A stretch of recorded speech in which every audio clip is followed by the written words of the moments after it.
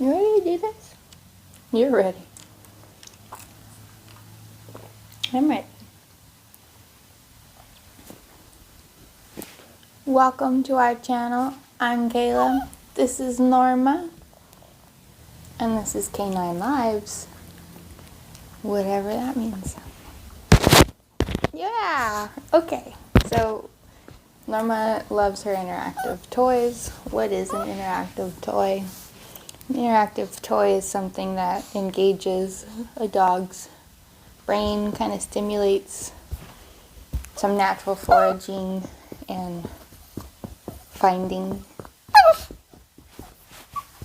Anyways, Norma has an assortment of toys. This is a lobster by Enjoya. It's got different little spines that you can insert goodies.